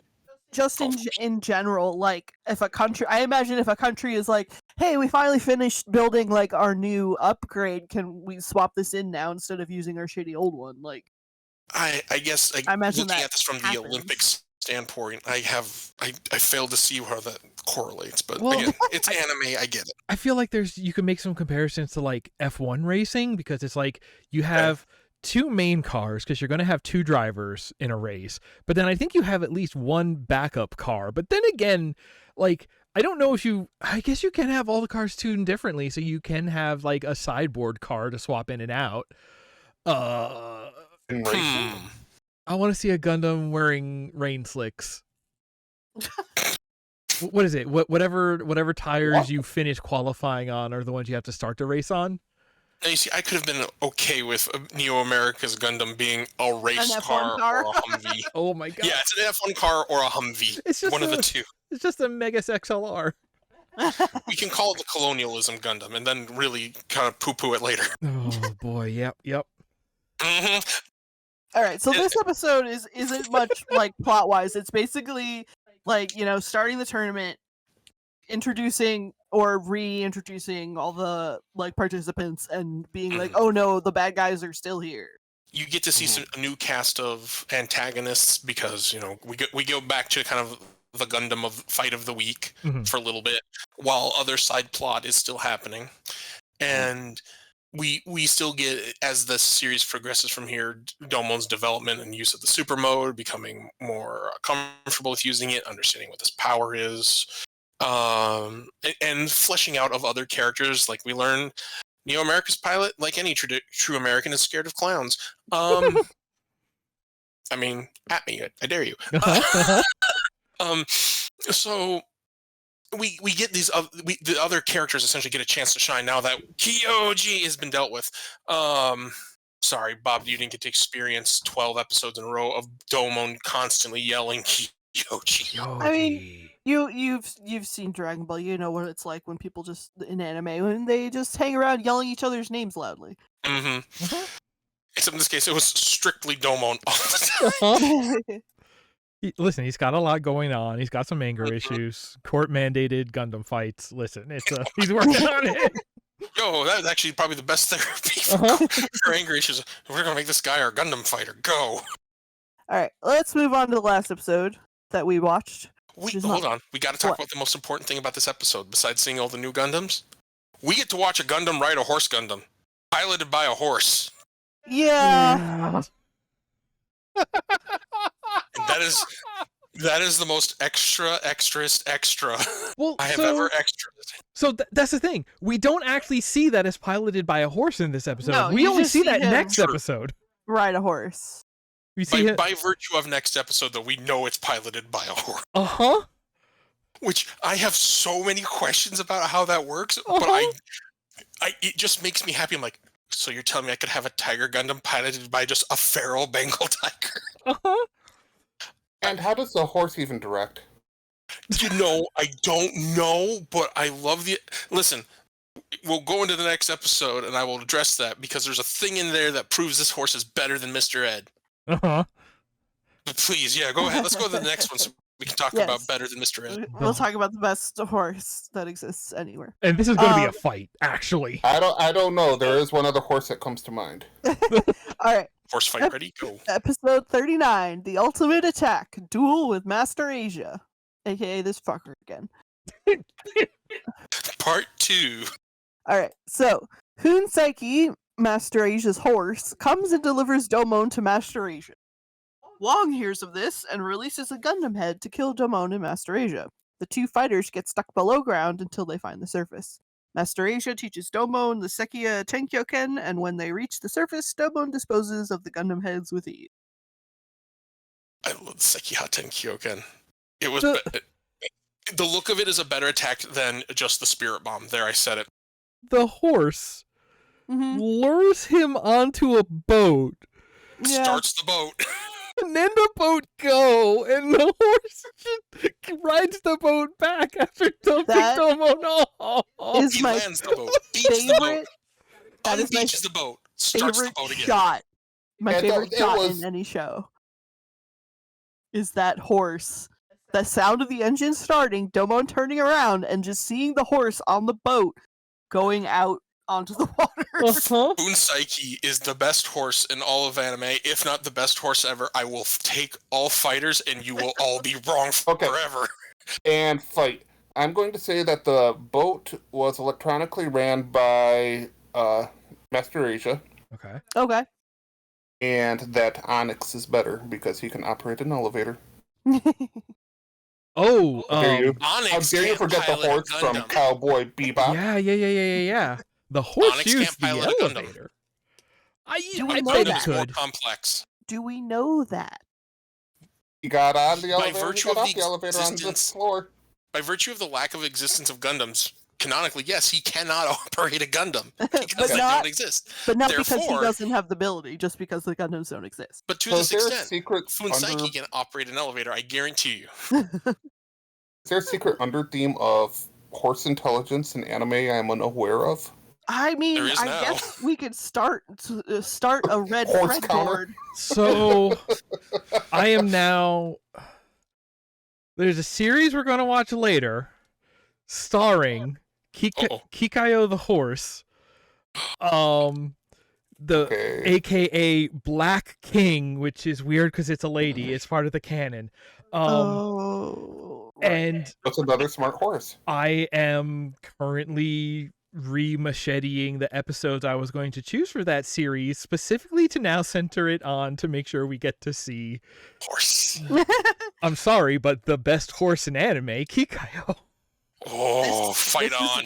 This is now a show. This is now a podcast about anime horses. Wow. Horse fight 2023. But that poor horse getting covered in latex, that was the saddest scene of all 4 episodes that we man. saw. Just shrink wrap 'Cause that horse did not enjoy that at all. I will amend it. The horse doesn't pilot a horse Gundam. It pilots a unicorn Gundam because that thing has a horn. Yeah. Not to be confused with the actual unicorn Gundam from Gundam Unicorn. I will pretend I didn't hear that. Mhm. I Pressing was that. waiting for that, Bob. Thank you. And I like how- Go ahead. I like how the horse Gundam comes out, I swear, looking like a UFO before Mm-hmm. transforming into Yeah, a he's like horse. using it as a platform, and then it transforms into a horse. Mm-hmm. How So, awful Bob, convenient. in other Gundam series, they have things that eventually come up because all Gundams are kind of a subtype of what's called mobile suits. Okay. There is a thing that I won't say all other Gundams, but most other Gundam series typically have what are called mobile armors of some kind, or other types of mobile weapons that are kind of bigger and more heavily armored than Gundams or other mobile suits. A big Zam, if you will. Yeah. So I imagine this is the closest we kind of get in this series, besides an actual Gundam later that is just the biggest Gundam. I assume this is like their equivalent of the closest we can get to a mobile armor in this series. Yeah, like the extra accessories that come with the giant robot. I just love that Space Horse has. Oh, I agree. This is a good horse. Maybe not Onyx level, but it's a very good and very smart horse. Oh, Bob, you're so sadly mistaken. Yeah, I imagine to pilot the Gundam, it would have to be some sort of like super intelligent bred science on. horse. Are you Especially to telling know where me? he wants to go. Yeah, Are you telling me this is a data horse like Data Dogs from Cowboy Bebop? I guess I love this horse. It some is sort still of the best horse. genetically modified, like whether or not he's like tied specifically to Master Asia or just Knows what to do. yeah. The horse also trained under Master Asia for 10 years, and so he's Ah. in the Guyana Highlands. yeah. You should see his forced hand slap move. The secret move of the people, The the school B-slap. of the undefeated of the East, Bob. Say it. Uh-huh. the school of people who like feet from Asia, using their B slap. What's that? And I'm picturing that horse just out there somewhere practicing and getting that, hoof. Perfect Yeah. horseshoe print. Yeah, the Buddha hoof technique. I love this horse. I love this episode for this horse. I love this episode for also finally giving us the end-all be-all of why Master Asia. To Joe's point, I realized it after we left. I was like, he really did say, "I want to destroy all humans, not destroy the world, just destroy all humans." Mhm. And we get his reasoning, not just the "I'm going to do it," the why, and kind of like him explaining how he had his eyes opened, and that was after the previous Gundam fight. Yeah. And man, he is big mood. Like, again, years ago when I first saw this, a la 2002, never made the connection, but man, he is absolutely Magneto in this series. He is the there is a cause here. There's a good and noble cause to protect the Earth in this case, instead of protecting a people. And there are maybe many avenues of this. Oh, hey, is that a weird Gundam over there with weird abilities? I'll take that one to destroy humanity for 1,000, Alex. And he does. And he is one of the few villains for all those sympathetic villains out there. This is one of the few villains I'm like, I'm with you. I'm with you on this, boss. Let's do this. Let's go. Hmm. And at the same time, they also, I think it's this episode. Stop me if I'm wrong. I think it's in this episode where they also say, no, it's not. So never mind. I'm gonna shut up, because that it's a big thing when the real final fight between Domon and Master Asia comes up. Part 3, when he realizes kind of where his ideas were almost on the mark, but not quite. But it's so good because, I mean, show of hands, who here hasn't really felt bad for what humanity has done to the Earth? Yeah. Yeah. And it does such. I mean, I am never. I won't say never, but very rarely am I a fan of the episode of we've got to work together, even though we don't like each other, to get out of here. Because typically, not always, but typically, those episodes aren't the greatest. Mm-hmm. But this one does it well because it's not just we're not so different, or we found something to bond over. It's I'm still teaching you things, young Padawan, and there's so much you don't understand. You are still so arrogant for as far as you've come, or ignorant. Excuse me. You're still so ignorant for as far as you've come, and I love that because it's showing that finally confirming it's like Master Asia really isn't your enemy. He is your opponent. Yeah. It's like I was saying, like this show, when it is doing the like soap opera thing, is just like, yeah, no, they're making it work because like these characters just keep getting deeper like the more you watch, and there's like good like extra bits of character that just keep getting revealed and are sort of left questioned, and it's good. It's so good. Mm-hmm. And meanwhile, while they're having master apprentice adventures, there's Wong doing diabolical Wong things. I swear, Wong in my mind always should have that just villain's kind of coy gif of like a sly smile, that I'm being naughty kind of smile, because he really seems to enjoy just doing whatever the hell he wants to do. Mm-hmm. And we come into this episode off the heels of a doubles match with Gundam. Words. Uh-huh. With Domon and Neo Sweden's pilot, Alan B. Beardsley. Hell of a name.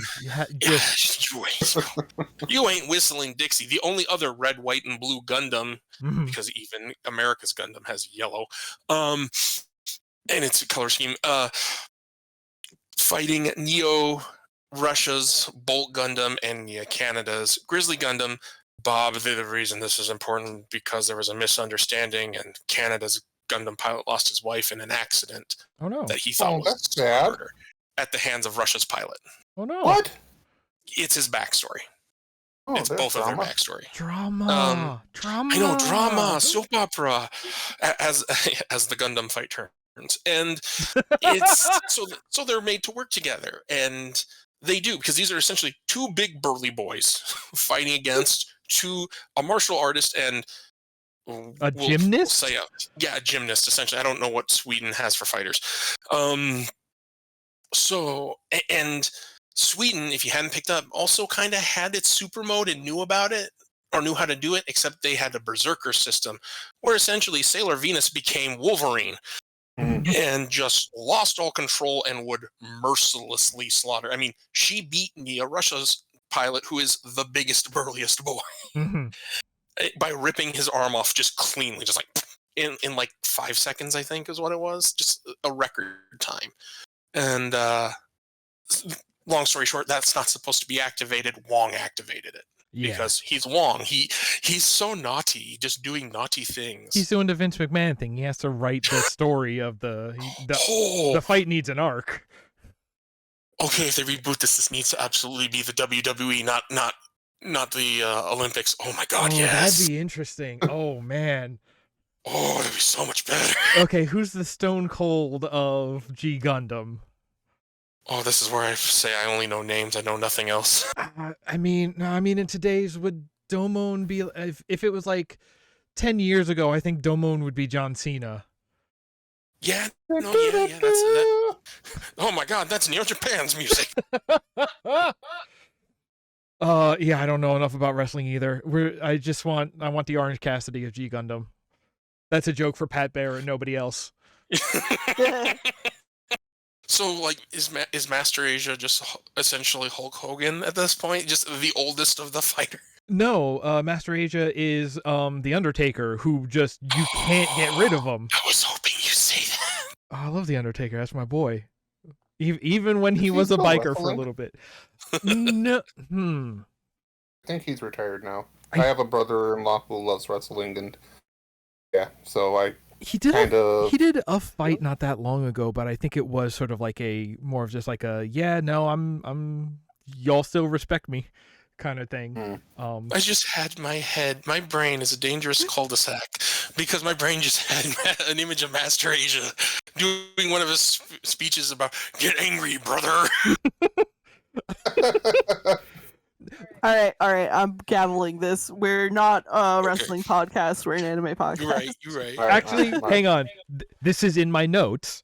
Okay. The way that this episode ends after Domon and Master Asia take care of the devil head that's trying to kill them is basically like, I don't know. I forget exactly what he says, but it's kind of like, hey, Domon, you better be good and win all those fights so we face off in the finals. And the thing in my notes is just, I'll see you at Gundam WrestleMania, brother. I mean, that's what he did to Master Asia. That's what Master Asia says at the end of the show. Yeah, he's only got one fight left, and it's the one that has a floor rigged with explosives. So you've got X amount of time to win, or both of the only two undefeated pilots die. Oh my God. Yeah, God. All right. Sure, it's Wong. There is so much show in this show. There is. Wong, like I said, Wong is a happy camper. Wong is just at his best when he's being naughty. But yeah, and then Alan B gets abducted by not good medical personnel, so she can further be experimented on. Don't worry about it; it's going to be fine, I'm sure. And Domon is an asshole. Yeah. I understand being worried and losing something. And to be fair, Rain is a doctor. She should. I thought the whole thing is like, that's my patient, I'm not supposed to leave you. I could be completely ignorant here. Let me tell you about like professional medical teams and the difference between triage and hospital care. Go on. I mean, shoot, it's the line from Red versus Blue. A doctor heals people. A medic just makes them comfortable while they die. Oh no. Oh, you ain't wrong. And that was the last good thing to come out of Rooster Teeth. Okay, what else? Yeah, what do we have left? Before I get my soapbox. And then Domon gets so mad at her, Argo Golski, who is really not a bad guy, just kind of comes in and is like, yo, dude, don't treat women like that. That ain't right. And she decides to quit. She leaves a letter of resignation. Also, Neo Japan, for whatever reason, brought their last year's Gundam also to Earth. I'm sure that's not relevant to anything that will come up later. As I remember, Rising Gundam, like as in the Rising Sun. Man, the names in this show. But yeah, it's essentially where we end, and implied that maybe she goes to work with Neo Germany. Oh. Bum, bum, bum. I'm sure that doesn't have soap opera drama romance levels in the next episode. Don't worry about it. It's so good. Like that's the thing. Those are the kind of setups that make the big finale. This show has so many finale episodes. It's wild. Yeah, this show absolutely had. This the other reason I think the show would benefit from a reboot. You could have multiple seasons of this show just to go through the arcs and just have some more fun with it. Oh, totally. So, Bob, what did you think? Is this a show you'd seek out on your own, or just something you'd watch if it was on? So, this is actually the first Gundam series I've watched. Which is such a weird one to come in on. It's the least Gundam. Mhm. I know. That might make it a good entry point, because if you like the Gundam-y parts that are more like the other Gundam. Gundam-y parts were okay. Gundam-y, I don't even know what I said there. Parts were not bad. What kept me watching is just the interactions of the people, and this was, to me, the most anime-centric in my viewpoint Mm-hmm. that I've watched so far. It was over the top as far as the action went. The movement styles were all fast. It's, they didn't animate anything except for 5 blobs to call them hands or feet. Mm-hmm. The relationships are sporadic, but they get closer and closer even though they're completely different people. Overall, I'm going to say that I will definitely be seeking this out, and will probably watch the whole series. Yeah. Really did like this show. It's a good show. And that's the thing. Like, I say it is like the least Gundam-y series, but again, like in retrospect, having knowing what I now know between when I first saw the series and now, like liking this show doesn't say much about if you're gonna like other Gundam shows, but it does say if you're gonna like the sort of 70s and 80s kind of anime, which are far more anime than even a lot of stuff we get today. So I'm really excited about some of the later tiers that we're going to get into, because if you like this, I think you're going to enjoy the heck out of those. Like, I'm really nervous. I've heard the phrase slice of life type of shows. Uh-huh. And I'm nervous about that because they tend not to be as action-oriented, or they're more, real-life based. Right. Which isn't a bad thing. I love me a good drama every now and then. Sure. But there's something to be said for your fast action, your slight humor, your Joey characters, your your escapism. Escape from the everyday life. Yes, the Vegeta characters. You just want that. You are a trope. You want it's like, you are a jerk. I understand your character. We can get along. I don't have to like you, but I do have to be able to follow you. It's a level of escapism as opposed to associating with, I guess. Mm-hmm. Okay. Cool. I'm excited that you're gonna seek out more of the show. Oh yes, absolutely. I still got to finish Bebop. Uh-huh. It's been a minute since I've watched it. I watched it for a little bit and then got sick, but it's about 10 episodes from the end. Ooh, cool. Wow, yeah, that's most of the way. That's in there, yeah. What are our what about the opening song? Did you say where in your ranking you put it at the bottom? Yes. So let me pull up our different it's tier listings. Yes.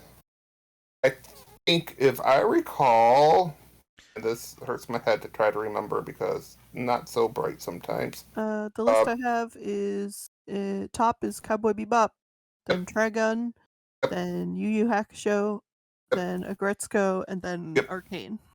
I think Arcane will always be on the bottom. Just to let you know. Okay. I would put this between Trigun and Yu Yu. Okay. All right. It's not bad. It's okay. It's very of its time, and whereas you guys heard a beat, for me, I guess I wanted more from it. Mm-hmm. Yeah, it's very it is like the not jazzercise, but it is definitely of like the energetic 80s, not like the synth 80s that I think a lot of people think of when they think of the 80s. It's kind of like the it's actually not that far off if you watch DBZ. I forget when they changed it, but like the intro that they played on the dub and the American version, they changed into the weird like metal dragon rock to dragon. The original intro is Shala Head Shala, which is way closer to this than it is to the. I'm sorry, I don't remember Shala Head Shala. Okay, I'll. You do if you watch DBZA. Yeah. I'm just gonna Like drop that in the chat while you go on. Dragon. The Dragon Ball Z was ridiculous. Dragon Ball Super, I really do like. Not gonna lie. I like Super's last intro. The one before it, not so much. Yeah, I would give this one a 3rd. So, yeah. We're at 6 now. Alrighty. Once we hit 18, we're gonna have to make that compilation CD. All That right, way you so can give it to your Valentine. we have one show left in our current tier of the daytime Toonami tier. Oh.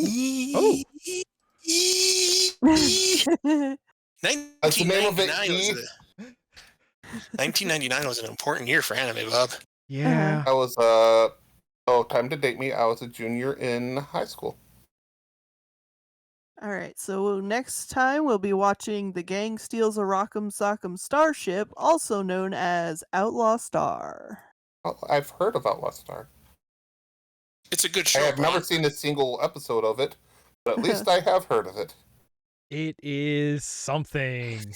Let me tell you, I have hard feelings about this. A very popular American show that didn't do too well on TV during its original run, I think copied someone's homework. Ooh, all right. I'm talking about the one that was canceled on Fox, weren't you? How did you know? Lucky guess. Poor X-Files. Yes, X-Files. I am happy to hear all about this next time. And hey, everyone at home, we will see you next time. And until then, this has been Deep into Weebs. See you later. Shining Take Finger! care. This hand of mine burns red.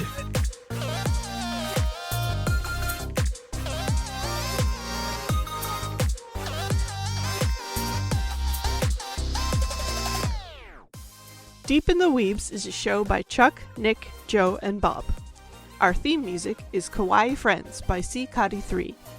You can find our show on YouTube, or subscribe to the audio-only version on iTunes or wherever podcasts are served.